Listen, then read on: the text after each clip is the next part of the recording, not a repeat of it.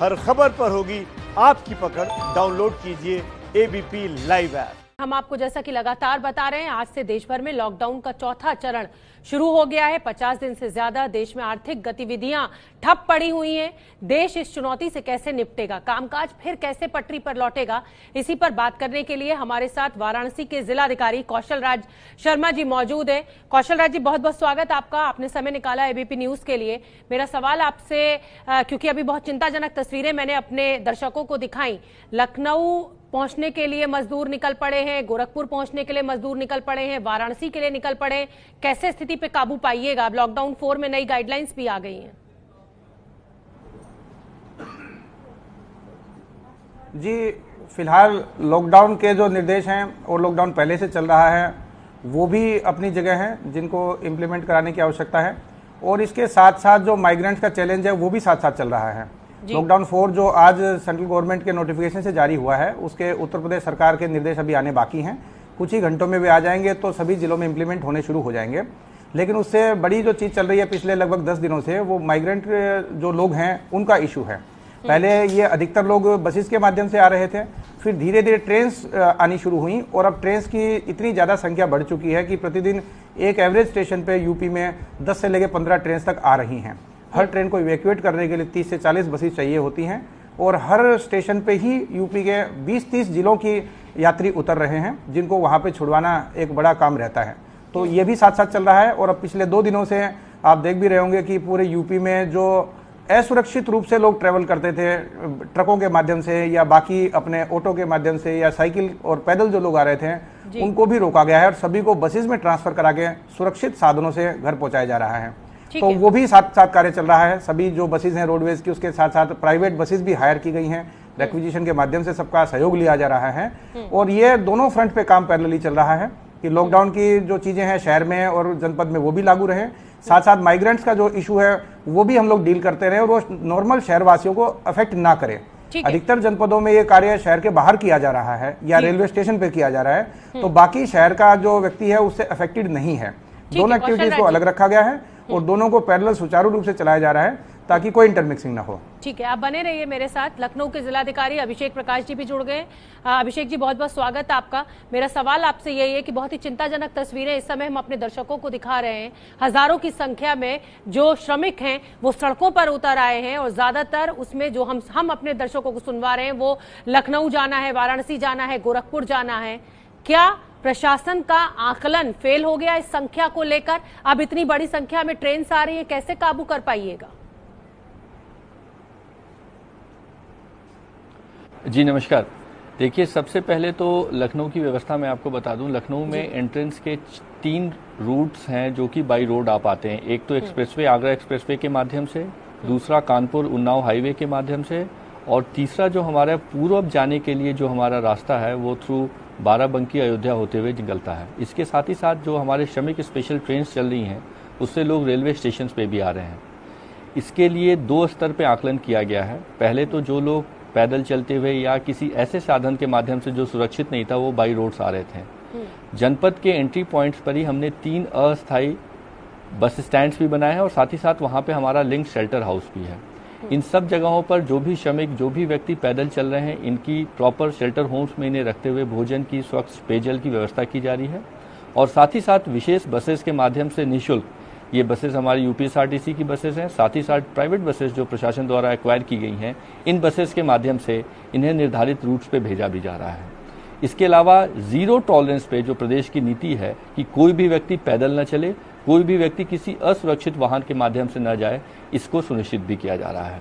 इसके अलावा जो श्रमिक स्पेशल ट्रेन के माध्यम से जो व्यक्ति लखनऊ रेलवे स्टेशन पे आ रहे हैं, यहाँ बाकायदे एक निर्धारित मेडिकल प्रोटोकॉल के अनुरूप उनकी थर्मल स्क्रीनिंग की जाती है। उन्हें भोजन और जल, पानी, स्वच्छ पेयजल निःशुल्क के साथ ही साथ निर्धारित बसेस के माध्यम से उनके रूट्स पे भेजा जाता है।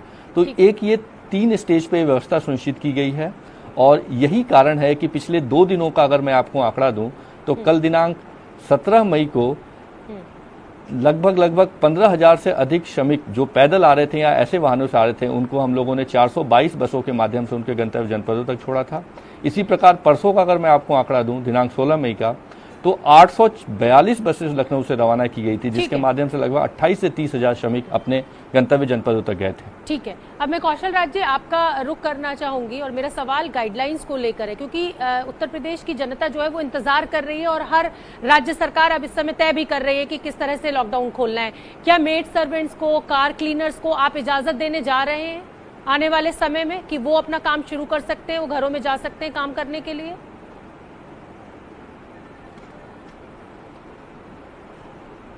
जी, केंद्र सरकार की जो गाइडलाइन जारी हुई है उसके बाद यूपी सरकार की गाइडलाइन का इंतजार है। वैसे लगभग चीज़ें पिछले 3-4 दिन में क्लियर की गई हैं। काफ़ी जो इकोनॉमिक एक्टिविटीज़ पे डिपेंडेंट लोग हैं और व्यापारी लोग हैं उनमें रेस्टलेसनेस है कि जल्दी से जल्दी उनके व्यापार धंधे चालू हों। थर्ड लॉकडाउन में भी उनको समझाया गया था और कुछ शॉप्स हैं इसेंशियल कैटेगरी की, कुछ एडिड भी एक कैटेगरी बनाई गई थी, जैसे इलेक्ट्रिकल शॉप्स हैं या किसी प्रकार की प्लम्बिंग आदि की, बिल्डिंग मटेरियल आदि की, तो कुछ एडिशनल लोगों को फैसिलिटी दी गई थी। लेकिन अब जो फोर्थ लॉकडाउन है उसमें जैसे ही यूपी की गाइडलाइन आती है तो हम लोगों की पूरी कोशिश होगी कि सभी इकोनॉमिक एक्टिविटीज जितनी भी प्रकार की हैं उनमें सबके लिए कोई ना कोई व्यवस्था रह पाए। इसमें टाइमिंग जो भी रेगुलेट हो उसके अंतर्गत या डेज का रेगुलेशन किया जा सकता है रोस्टर वाइज, उसके तहत कोई ना कोई व्यवस्था ऐसी सभी लोगों को दी जाए ताकि सभी लोग अपना व्यापार धंधा चालू कर सकें और जो आर्थिक गतिविधियां उनकी है जिससे माध्यम से वो आजीविका कमाते हैं वो सब किसी न किसी प्रकार से शुरुआत हो सकें। तो उनका रोस्टर एक लगभग होमवर्क तैयार कर लिया गया है। जैसे ही प्रदेश के गाइडलाइन आते हैं उसके बाद हम लोग इसका परीक्षण करके इसको जारी कराने का काम करेंगे और सभी व्यापारी वर्ग के लोगों को भी कॉन्फिडेंस में लेके ही यह कार्य किया गया है। किसी भी प्रकार का कोई भी इकोनॉमिक इशू होगा या लाइवलीहुड इशू होगा तो उसको एड्रेस करते हुए हम लोगों का पूरा प्रयास होगा कि सबकी इकोनॉमिक एक्टिविटी किसी न किसी तरह से हम लोग चालू करवा सकें। ठीक है, अभिषेक प्रकाश जी, इकोनॉमिक एक्टिविटीज शुरू करने की आप बात कर रहे हैं। एक तरफ मजदूरों का पलायन आप देख रहे हैं कि शहरों से गाँव की तरफ किस तेजी के साथ हो रहा है, कैसे उद्योग धंधे आप शुरू करवा पाइएगा? और जो प्राइवेट, जो माफ कीजिए, जो पैदल श्रमिक आ रहे हैं उनको तो आप रोक दे रहे हैं, हजारों की संख्या में वो बॉर्डर पर एकत्रित हो जा रहे हैं, उस स्थिति से आप कैसे लड़ रहे हैं? देखिए, पहला जो आपका सवाल था कि इकोनॉमिक एक्टिविटीज़ को लेकर के, तो आप अवगत हैं कि लॉकडाउन 3 के अंतर्गत ही जो गाइडलाइंस आई थी इसमें हॉटस्पॉट ऑब्लिक कंटेनमेंट जोन को छोड़ते हुए सभी इंडस्ट्रीज और फैक्ट्रीज को प्रॉपर सोशल डिस्टेंसिंग और हेल्थ स्क्रीनिंग के साथ अलाउ किया जा चुका है। ऑलरेडी ये चल भी रही हैं। जितने इन सीटू कंस्ट्रक्शंस थे, अर्थात जहां पर श्रमिकों की वहीं रुकने की व्यवस्था है, वहां प्रॉपर सोशल डिस्टेंसिंग और सबकी हेल्थ स्क्रीनिंग करने के बाद ऐसे कंस्ट्रक्शन वर्क्स भी स्टार्ट हो चुके हों, वो भले ही प्राइवेट कंस्ट्रक्शन वर्क्स हों या गवर्नमेंट के कंस्ट्रक्शन वर्क्स हों। जो निजी कार्यालय थे, वर्क फ्रॉम होम के कॉन्सेप्ट के साथ ही साथ मैक्सिमम 1/3 एम्प्लॉयज़ के साथ इन्हें प्रारंभ किया जा चुका है। इस प्रकार से इकोनॉमिक एक्टिविटीज़ को और भी आगे स्टार्ट करना है ताकि लोगों की जो आजीविका है वो और अच्छे से आगे बढ़ सके।